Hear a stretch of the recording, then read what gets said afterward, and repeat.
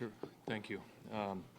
I'll just start off by saying what a great atmosphere at the Dish tonight. Our fans showed up. So did East Carolina's. That's what college athletics is about. Two teams going at it on the field. Just a really well-played game. Great pitching and defense on both sides. But to see the atmosphere, the energy in the stadium was just awesome. And I spoke about it yesterday. Why we invested the resources to expand our stadium to have nights like tonight, and excited to see all those fans come back out tomorrow night at 6 o'clock. Certainly, runs were hard to come by tonight, and that's a credit to both pitching staffs. Nick Parker went out and was in complete command of the game and all of his pitches. He looks forward to these moments. You can see that. And Jake Berry came in and was really outstanding as well. And I tell you, to win this time of the year against great opponents like East Carolina is, you have to show great poise, right? Everybody's excited, the fans, the players, everyone is. But, if you want to have success this time of year, not only do you have to be talented and execute, you've got to show great poise, and the game will come back around to you. No greater example than Ethan Anderson, the knock that he had to right field to drive in the winning run. I know he wanted better at-bats in his first 3 or so at-bats, but when we needed him the most, that's what I call a winner.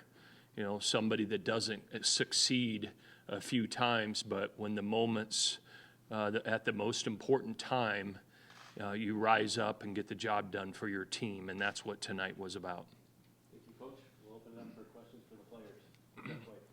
Nick, what is it about you and East Carolina in the NCAA tournament? They're always a good opponent, and they being a great crowd. We also brought a great crowd tonight, so I think kind of just the mix of that. It's easy to get fired up for those kind of games when. That first inning was one of the most electric atmospheres I've ever been in. It was pretty special. Right. Nick, when you play a team in multiple years like that, do you prepare differently? I know you're obviously focused on what you're going to do, but what's the preparation in that kind of environment or that kind of situation? It stays the same. I do my approach. We go over our scouting, and then we just do what we do best. We go out. We execute. It's what we do. So it doesn't really matter the opponent. The process of getting there stays the exact same. Take one in the back, David Teal over here to the right. No mic. Oh, no mic. Ethan, Brian talked about first couple of bats maybe not what you wanted. Go through that RBI single and your approach there and what you were looking for. Right. Going through the arsenal that he had and kind of what I expected to get from the at-bat.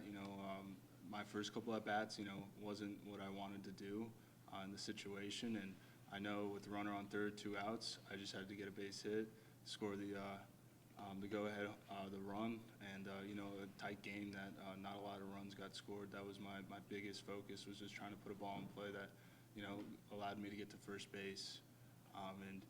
Maybe didn't barrel the ball exactly how I wanted to, but, stayed inside of it and just happened to find grass. Yeah, when your offense is going through a day like this, when it's tough pitching, what's it like kind of watching Nick, do what he did today? I love the pitcher battle that we had today. Being on defense and, supporting Nick from the field and, whenever there was a strikeout, hearing the crowd roar, or just getting 3 outs, and especially towards the end of the game, the 7, 8, 9, just hearing the crowd at the end of the game. Nick pitched amazing. I'm not sure when someone got on second base, but it felt like I was never holding anyone on. It was just 1, 2, 3, 1, 2, 3. Jerry and then David. Nick, can you just talk about what was going on in your head before you went out in the 6th and the 7th, just down deep, what you had to tell yourself, and that strikeout pitch in the 7th was your 100th pitch of the night. Just how gratifying was that?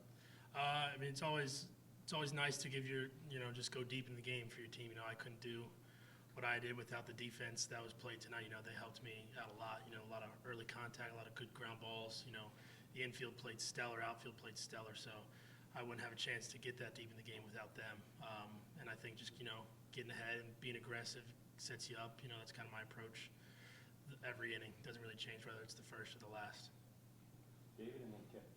Nick, I believe East Carolina started 6 hitters who started against you last year. Was there a certain familiarity there that made you even more comfortable tonight?